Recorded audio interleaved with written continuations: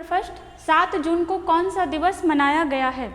Option देखिएगा और बताइएगा क्या हो जाएगा। तो देखिएगा इसका हो जाएगा आपका विश्व खाद्य सुरक्षा दिवस। कौन सा दिवस मनाया गया? विश्व खाद्य सुरक्षा दिवस। यहाँ पे देखिएगा दिया हुआ भी है वर्ल्ड फूड सेफ्टी डे। एक होता है आपका विश्व खाद्य सुरक्षा दिवस और एक होता है आपका विश्व खाद्य दिवस, ठीक है, वो अलग होता है। विश्व खाद्य दिवस ये कब मनाया जाता है? ये मनाया जाता है आपका 16 अक्टूबर को। कब मनाया जाता है? 16 अक्टूबर। और यहाँ पे जहाँ पे सुरक्षा का बात करेगा वो हो जाएगा आपका 7 जून। और भी ऑप्शन पर देखिएगा जैसे तेलंगाना स्थापना दिवस, हम लोग जून का देख रहे हैं, जून में फर्स्ट से देखते हैं। फर्स्ट जून को कौन सा मनाया गया था? कौन सा दिवस? मतलब 1 जून को तो हम लोग देखे थे विश्व दुग्ध दिवस। विश्व दुग्ध दिवस, ठीक है, फर्स्ट जून को था। वहीं आपका राष्ट्रीय दुग्ध दिवस 26 नवंबर को। नेक्स्ट देखिएगा तेलंगाना स्थापना दिवस, ये था आपका 2 जून, ठीक है। और देखना विश्व साइकिल दिवस, ये था आपका 3 जून को, ठीक है, 3 जून। वहीं पे आपका पर्यावरण दिवस, ये था आपका 5 जून। और पर्यावरण दिवस का थीम याद रखिएगा, बहुत इंपॉर्टेंट है, एग्जाम में आता है। क्या था? Beat plastic pollution, beat plastic pollution, ठीक है। यहाँ पे हम लोग क्या देखें कि खाद्य सुरक्षा दिवस आपका 7 जून को था। आगे देखना थोड़ा इसके बारे में। वर्ल्ड फूड सेफ्टी डे कब था? ये था आपका 7 जून को। आगे देखिएगा UNGA मतलब United nation general assembly, United nation general assembly द्वारा इसको मनाया जाता है। इसको घोषणा किया गया था और कब किया गया था? 2018 में। थीम क्या है? तो फूड स्टैंडर्ड से सेफ लाइफ, मतलब अगर फूड है सही स्टैंडर्ड का रहेगा तो हमारी लाइफ क्या होगा? सेफ रहेगा। विश्व खाद्य दिवस कब मनाया जाता है? 16 अक्टूबर को, ठीक है। आइएगा आगे।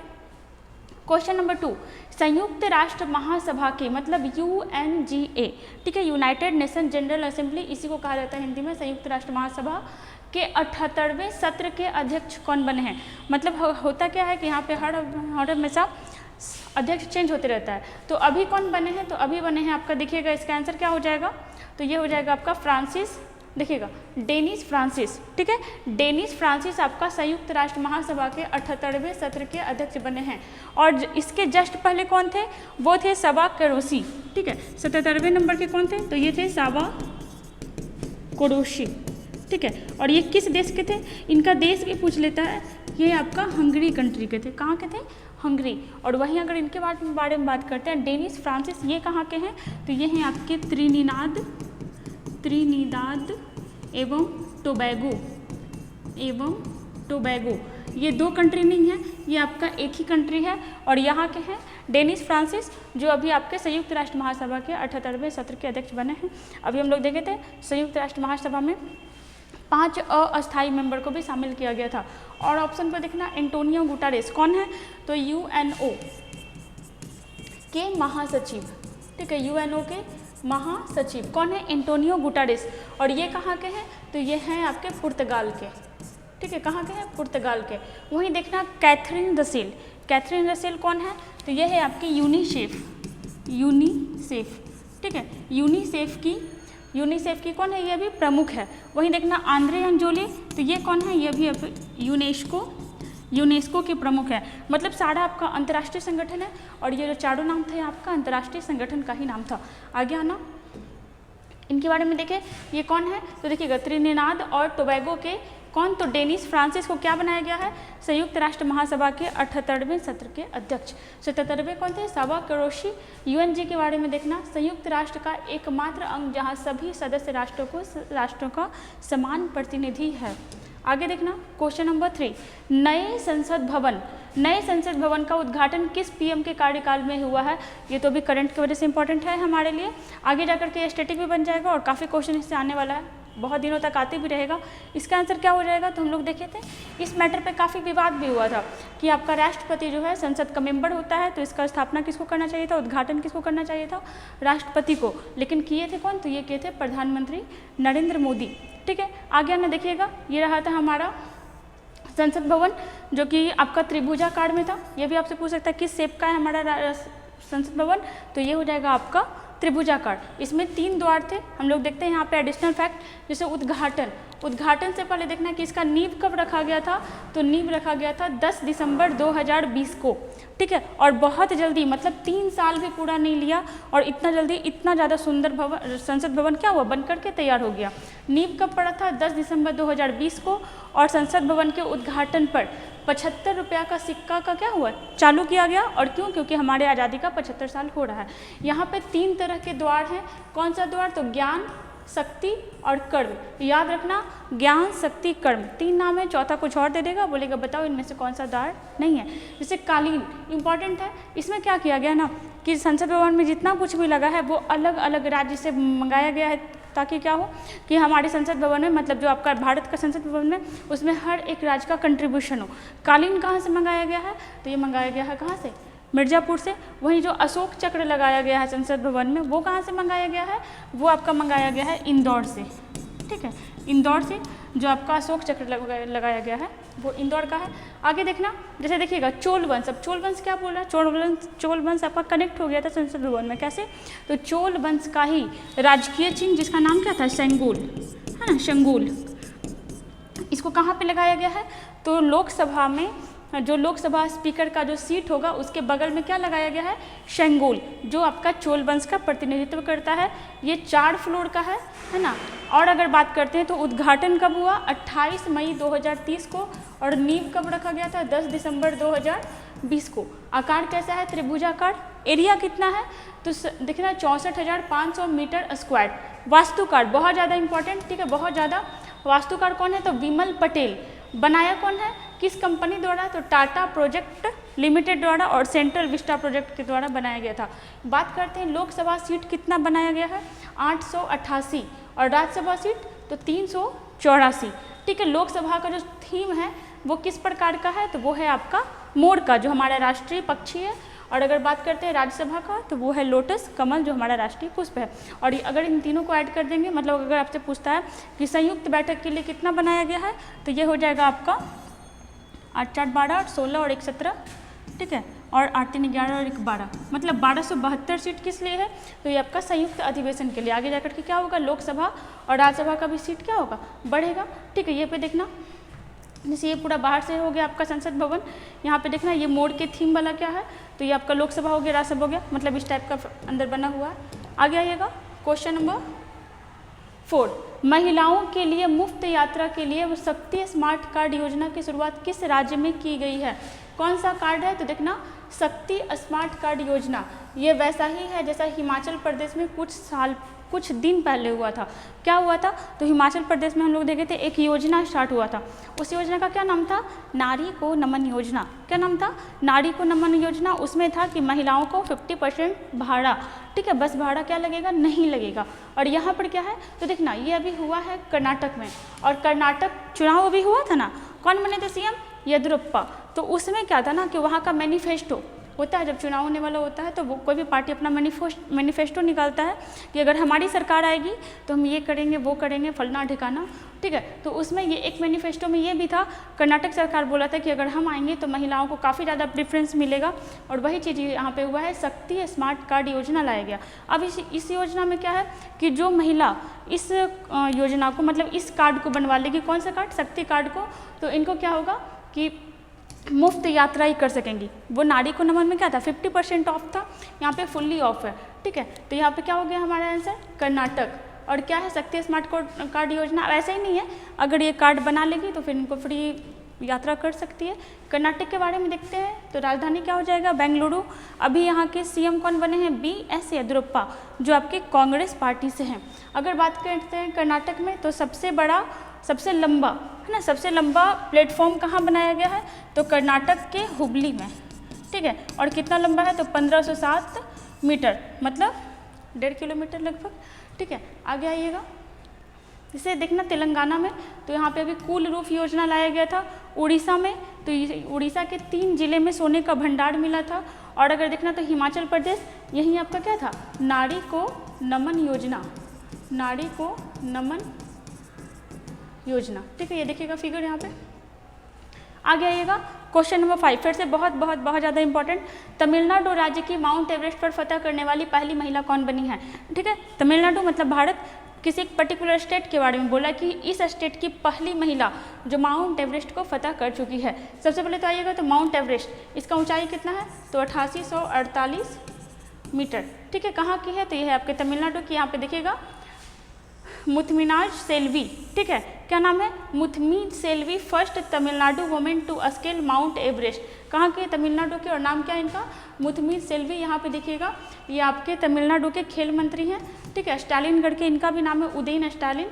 और ये रही आपके मुथमी सेल्वी जो माउंट एवरेस्ट को फतह की है। ऑप्शन देखना सारे इंपॉर्टेंट है। कल परसों हम लोग देखे थे हरि बुद्ध मागड़ के बारे में। किसके?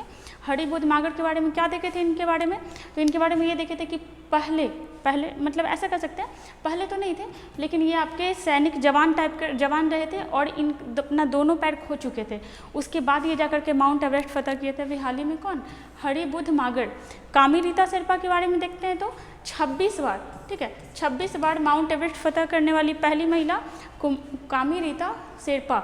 वहीं पे अगर बात करते हैं पाशांग देवा शेरपा तो देखना ये फर्स्ट नंबर के बने हैं, ठीक है, और ये सेकंड नंबर के। दोनों 26 बार फतह कर चुके हैं लेकिन ये पहले बार और ये आपके सेकंड बार। आगे आना, जैसे अगर माउंट एवरेस्ट के बारे में देखते हैं तो पहले इसको चोटी 15 के नाम से जाना जाता था। इसकी ऊंचाई कितनी है? 88-48, कहीं कहीं पे आपको 88-50 मीटर भी मिल सकता है। आगे आना, तिब्बत में इसको क्या बोला जाता है? चोमोलंगमा। नेपाल में क्या कहा जाता है? नेपाल में आपका सागर माथा इसे कहा जाता है। बात करते हैं माउंट एवरेस्ट पर पहली बार कौन चढ़ा था? तो एडमंड हिलेरी, ठीक है, कौन?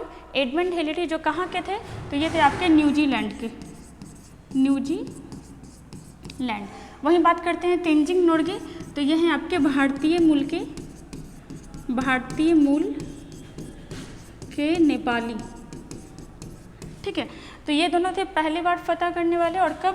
तो 1953 में। वहीं बात करते हैं जुंको तिबई, पहली महिला जो माउंट एवरेस्ट को फतह की थी और कब की थी? तो 1975 में, ठीक है, 1975 में। वहीं बात करते हैं बछेंद्री पाल, जो पहली भारतीय महिला रही थी और ये कब फतह की थी? ये फतह की थी आपके 1984 में। और देखिएगा संतोष यादव, ठीक है, संतोष यादव लगातार 2 बार, ठीक है, लगातार 2 बार माउंट एवरेस्ट फतह करने वाली महिला कौन है? तो यह है आपकी संतोष यादव, ठीक है। देखिएगा क्वेश्चन नंबर 6, ISSF जूनियर विश्व कप 2023 में भारत ने कुल कितने पदक जीते हैं? ISSF मतलब क्या हो गया? इंटरनेशनल शूटिंग स्पोर्ट फेडरेशन, मतलब ये किससे कनेक्टेड है? शूटिंग से। इसमें भारत कितना पदक जीता है? तो ये जीता है आपका 15, ठीक है। ऐसे याद रखिएगा 6-6-3, ठीक है, 6 + 6 + 3 मतलब 6 गोल्ड है आपका, 6 सिल्वर है और 3 आपका क्या हो गया? तो ये आपका हो गया ब्रॉन्ज, ठीक है, 15 मेडल जीता है। आप बस इतना याद रखिएगा कि भारत इसमें आपका 15 मेडल जीता है और फर्स्ट स्थान पे रहा है, ठीक है, शीर्ष स्थान पे रहा है, ठीक है। देखो अभी यहाँ पे कुछ आया, कुछ ऑप्शन हम लोग कनेक्ट करते हैं। जैसे देखिएगा 7, भारत किस खेल में 7 मेडल जीता था? तो ऐसे करके याद रखना 1 2 का 4 मतलब 1 2 4, और जो फर्स्ट आ रहा है वो आपका गोल्ड, सेकंड वाला सिल्वर और ये वाला आपका ब्रॉन्ज, ठीक है, गोल्ड सिल्वर ब्रॉन्ज। ये हो गया आपका टोक्यो ओलंपिक, ठीक है, टोक्यो ओलंपिक। भारत कितने स्थान पे रहा था? तो ये रहा था 48 नंबर पे, ठीक है। कितने नंबर पे रहा था? ये रहा था आपका 48 नंबर पे। मेडल टोटल कितना था? 7। वहीं बात करते हैं टोक्यो पैरालंपिक, ठीक है, टोक्यो पैरालंपिक, इसमें भारत कितने नंबर पे रहा था? ये रहा था 24 नंबर पे, ठीक है। मेडल कितना था? तो 5 + 8 + 6 मतलब हो गया आपका 5 8 13 और 6 19, ठीक है। 5 क्या था? तो ये आपका गोल्ड था, ये सिल्वर था और ये रहा था आपका ब्रॉन्ज। वहीं बात करते हैं 61 मेडल, ये कौन से गेम में जीता था? तो ये जीता था आपका CWG मतलब कॉमनवेल्थ गेम, ठीक है। और इसमें कितने नंबर पे रहा था? 4 नंबर पे, ठीक है, 4 नंबर पे हुआ था। और ये खेल कहाँ हुआ था? इंग्लैंड के बर्मिंघम में। इसमें कितना मेडल था? तो ये था आपका 22 + 16 + 23, ठीक है, 6 2 8 3 11, हाँ सही है, ठीक है। ये आपका क्या हो गया? ये गोल्ड हुआ, ये सिल्वर हुआ और ये आपका ब्रॉन्ज हुआ। गोल्ड तो सबका याद ही रखिएगा, पूछ लेता है। तो 22 16 23 किस में था? कॉमनवेल्थ गेम में। वहीं बात करते हैं टोक्यो पैरालंपिक, तो 5 8 और आपका 6 मतलब 19, उसमें 5 आपका गोल्ड हुआ और 1 2 का 4 ये हो गया आपका टोक्यो ओलंपिक में। और सबका रैंक ये हो गया, ठीक है, और वो हो गया आपका गोल्ड सिल्वर ब्रॉन्ज, ठीक है। आइएगा आगे, देखिएगा क्वेश्चन नंबर 7, फ्रेंच ओपन 2023 का महिला एकल खिताब किसने जीता है? बहुत इंपॉर्टेंट है और इससे हम लोग बस यही नहीं बहुत कुछ देखने वाले इसके बारे में। फ्रेंच ओपन किसका टूर्नामेंट होता है? तो ये होता है आपका टेनिस का टूर्नामेंट। पहले देख लेते हैं महिला, ठीक है, ये आपका मेल वाला भी हुआ है और आपका फीमेल वाला हुआ है। मेल वाले में तो रिकॉर्ड भी बना हुआ है। देखिएगा 2023 का महिला एकल खिताब किसने जीता? तो ये जीता है आपका, देखिएगा, इगा स्वितेक, ठीक है। कौन जीती है? इगा स्वितेक। पूछ लेता है इनका कंट्री, किस कंट्री की है? तो ये है आपके पोलैंड की। कहाँ की? ये है आपके पोलैंड की, ठीक है। और किसको हराई है? तो ये हराई है आपका कैरोलिना मुकोवा को। कहाँ की? ठीक है, कैरोलिना मुकोवा को हरा करके इगा स्वितेक आपका फ्रेंच ओपन का टूर्नामेंट जीती है। और ये कहाँ की है? तो ये है आपकी चेक गणराज्य, ठीक है, चेक गणराज्य। इसको तो याद रखिएगा।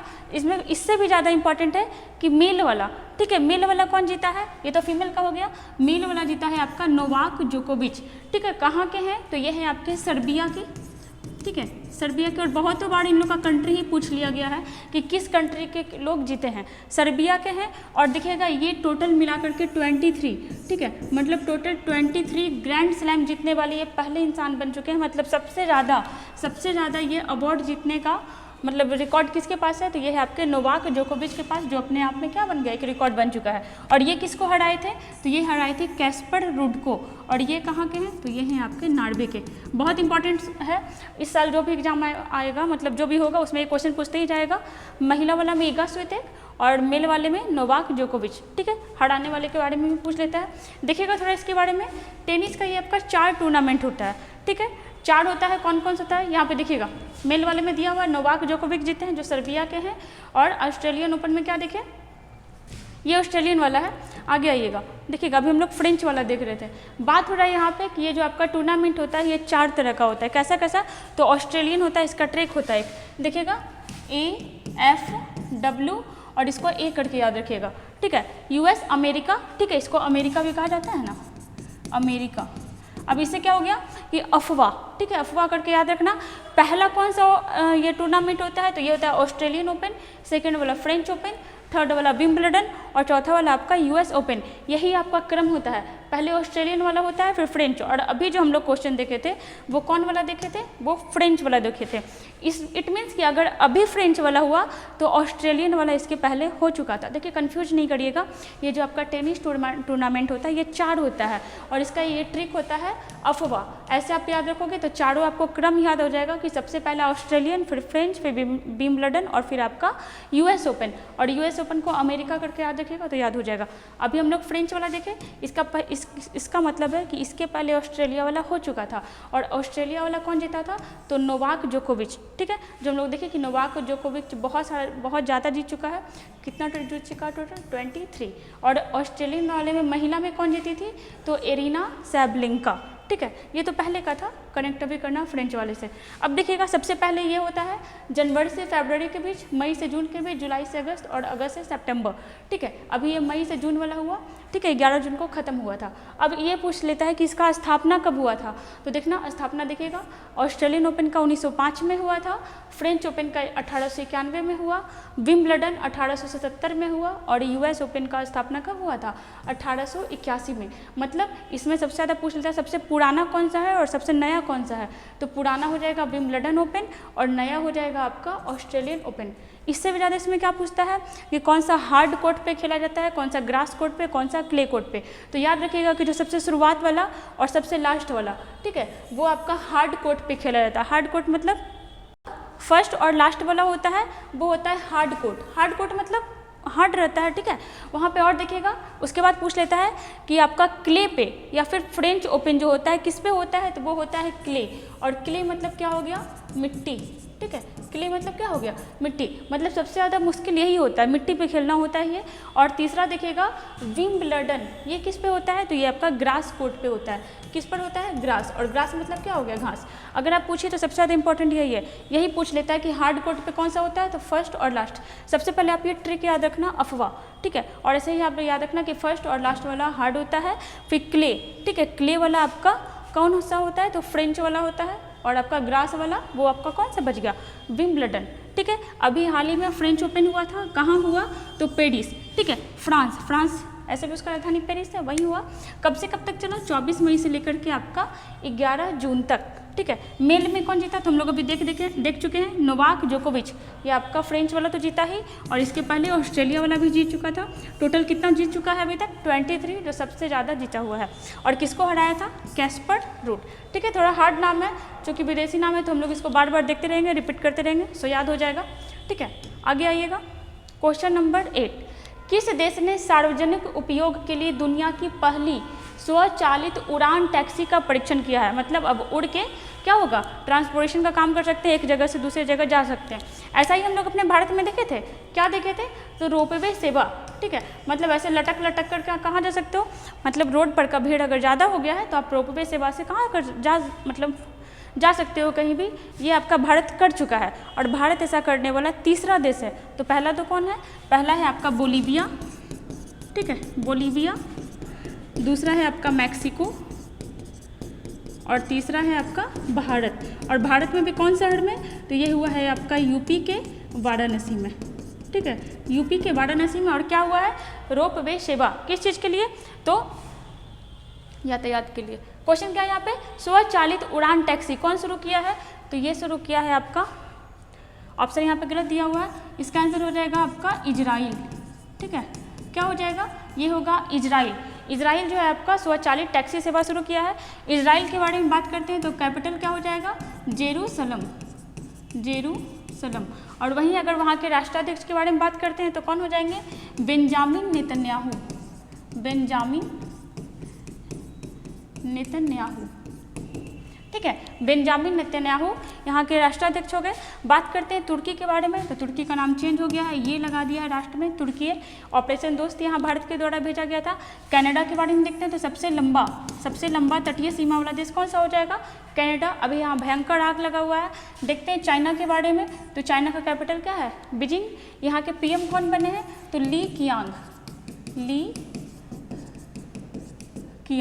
ठीक है। और USA के बारे में देखो तो यहाँ के राष्ट्रपति जो बाइडेन, उपराष्ट्रपति, पहली महिला उपराष्ट्रपति, तो ये हो जाएगी आपकी कमला हैरिस। आगे आना, देखिएगा क्वेश्चन नंबर 9, इनमें से कौन सी पुस्तक पुलापे बालकृष्ण द्वारा लिखी गई है? क्वेश्चन क्या है? पुलापे बालकृष्ण, ये हो जाएगा आपका, देखना यहाँ पे, India's economy from Nehru to Modi. Photo देख के हम लोग समझ सकते थे, मतलब नेहरू के समय से अब मोदी के समय तक कितना चेंजेस हो चुका है। तो ये बुक कौन लिखा है? ये लिखा है आपका पुलापे बालकृष्णन, ठीक है, पुलापड़े हो जाएगा, पुलापड़े बालकृष्णन द्वारा ये बुक लिखा गया है, ठीक है। यहाँ पे PM के बारे में बात किया गया। बात करते हैं नाउ यू ब्रीथ, ये बुक कौन लिखा है? तो ये लिखा है आपका, मतलब लिखी है राखी कपूर, ठीक है। कौन लिखी है? तो ये लिखी है आपके राखी कपूर। वहीं बात करते हैं द ब्लू बुक के बारे में, तो ये कौन लिखे हैं? द ब्लू बुक लिखे हैं अमिताभ कुमार, ठीक है, अमिताभ कुमार, ठीक है। द ब्लू बुक किसके द्वारा लिखा गया? ये लिखा गया अमिताभ कुमार के बारे में। वहीं बात करते हैं option D, Rahul Bajaj, an extra ordinary life, ये किसके द्वारा लिखा गया है? तो ये लिखा गया है गीता पीरामल, ठीक है, गीता पीरामल।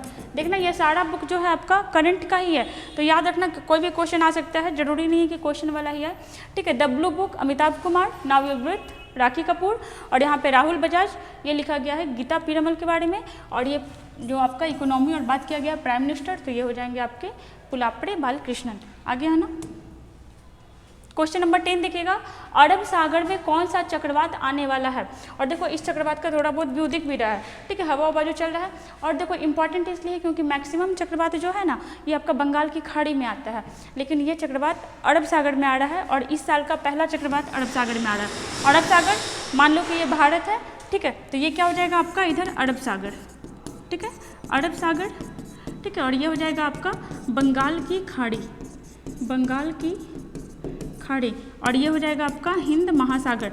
अभी हम लोग कुछ दिन पहले देखे थे कि बंगाल की खाड़ी में एक मोचा तूफान आने वाला था, उसका नाम कौन रखा था? उसका नाम रखा था यमन, ठीक है। लेकिन ये बंगाल की खाड़ी में आया था, हमारे भारत को तो कोई दिक्कत नहीं हुआ था, बट म्यांमार, ठीक है, म्यांमार पूरी तरह से तबाह हो चुका था।